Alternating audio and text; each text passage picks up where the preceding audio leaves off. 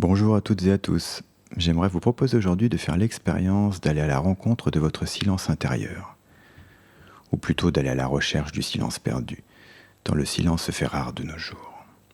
Et je ne parle pas uniquement du silence acoustique, quand on est dans un endroit calme et silencieux, à l'écart de cette pollution sonore dont on parle si souvent aujourd'hui.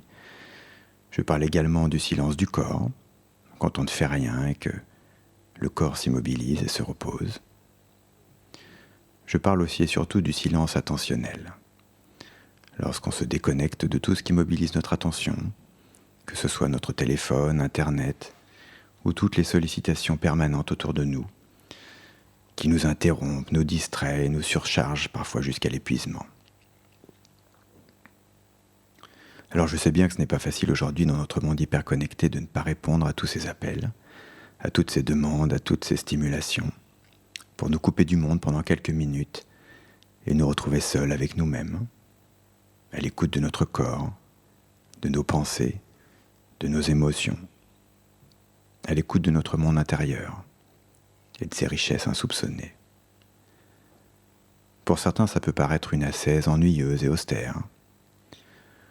Pour d'autres, le silence est peut-être quelque chose d'éprouvant, s'il est associé à des peurs ou un sentiment de vide intérieur. Et pourtant, c'est peut-être la meilleure manière de se reconnecter à soi, à sa créativité et à des compréhensions nouvelles.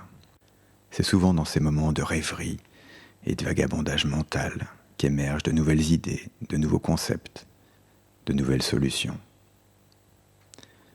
Et puis il semblerait que ces moments-là soient bénéfiques pour la santé de notre cerveau.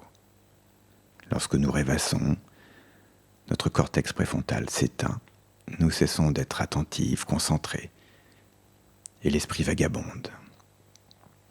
Nous basculons alors du réseau attentionnel au réseau du mode par défaut.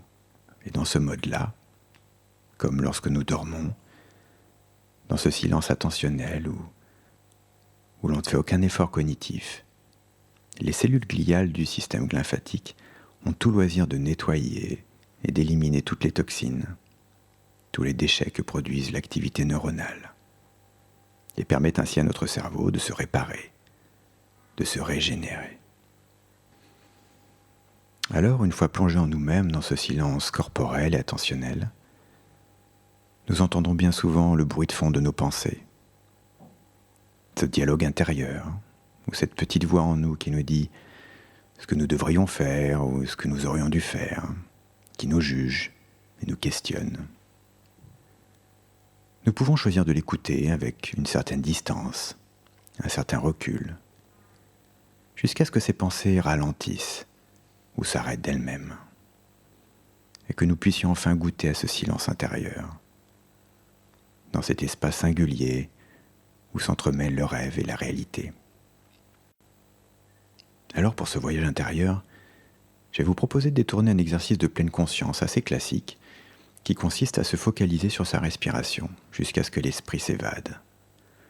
Pour d'abord en prendre conscience et ensuite ramener son attention sur la respiration, comme une sorte de va-et-vient entre les deux réseaux que je viens d'évoquer. Mais plutôt que de favoriser le retour de l'attention, nous allons amplifier la rêverie, comme une sorte de méditation de pleine inconscience, si l'on peut dire. Comment faire ça ? Eh bien, en se focalisant sur sa respiration. Ça peut paraître paradoxal, mais le fait de s'accrocher à la respiration, de chercher consciemment à ne pas partir à la dérive, est la meilleure façon d'y parvenir. Comme une sorte de contraction volontaire pour accéder ensuite à une détente encore plus grande. Pour commencer, assurez-vous d'être calme, dans un endroit où vous ne serez pas dérangé pendant quelques minutes. Et tentez de percevoir le silence relatif autour de vous, comme une invitation à vous couper du monde extérieur pendant quelques instants, et à tourner votre regard vers l'intérieur, comme une première porte qui s'ouvre. Puis installez-vous confortablement, en essayant de conserver cette posture autant que possible. Fermez les yeux si vous le pouvez, et prenez quelques instants pour scanner l'ensemble de votre corps.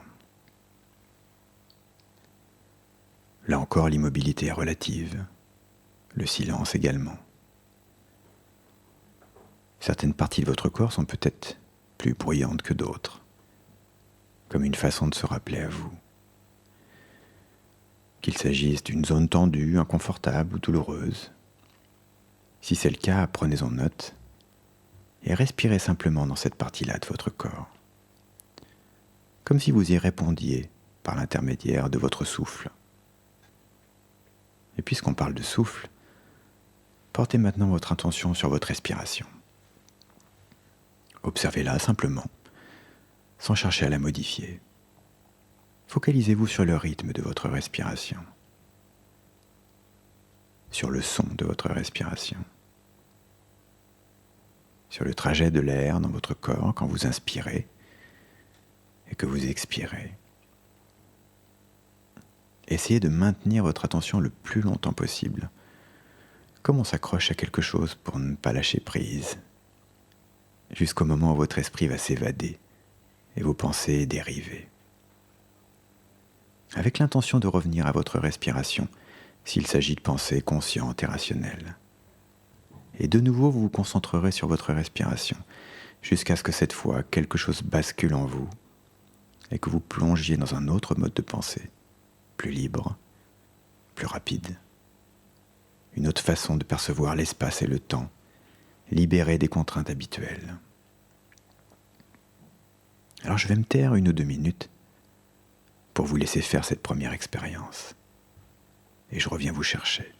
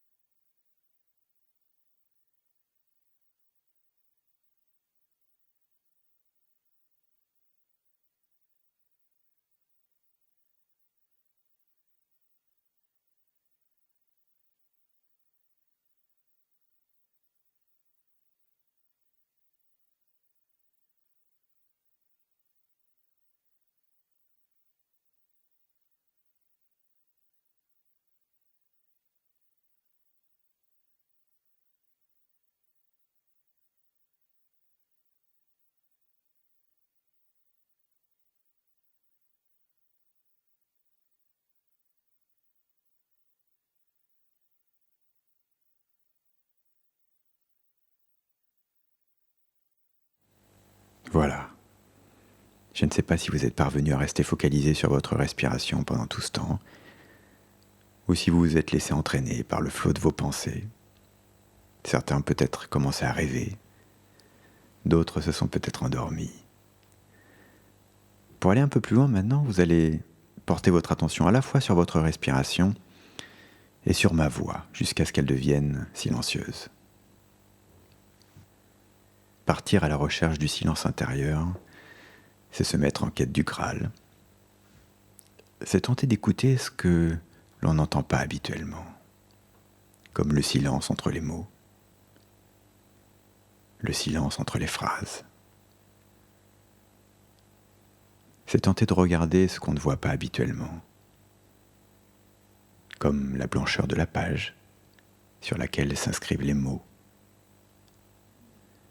C'est tenter de ressentir ce qu'on ne sent pas habituellement, comme les mouvements de notre corps lorsque nous respirons. C'est tenter de prendre conscience de notre part inconsciente et de tout ce qui nous échappe.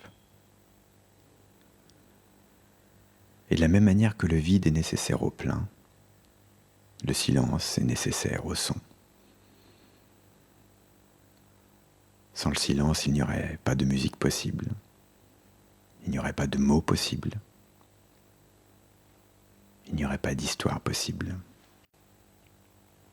Il est ce vide originel d'où peut jaillir le souffle de la vie, la vibration du son. Un peu comme ce vide médian dans la culture chinoise, une sorte de vide plein, dont le souffle permet aux forces opposées du yin et du yang de se rencontrer et de s'harmoniser. Alors je ne sais pas si ce silence est d'or, mais maintenant, vous allez tenter de l'apprivoiser, et je me tais.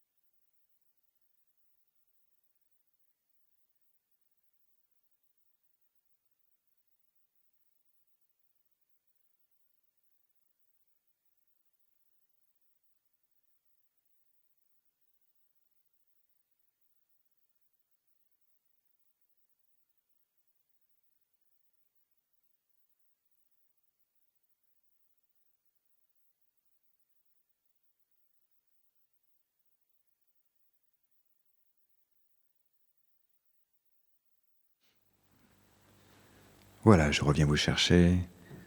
Prenez le temps de bien revenir de cette rêverie, avec la sensation peut-être de vous être reposé, régénéré. Ouvrez les yeux et reconnectez-vous à votre corps et à l'espace autour de vous. Retrouvez un mode de pensée plus habituel. Étirez-vous. Prenez le temps aussi de repenser à ce que vous avez vécu pendant cette expérience, de mettre des mots sur ce que vous avez perçu, d'y mettre du sens dans la mesure du possible.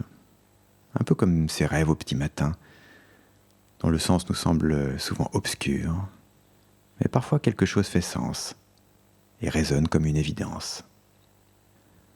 Voilà, cette expérience se termine, j'espère qu'elle vous a plu. Je vous dis à bientôt et prenez soin de vous.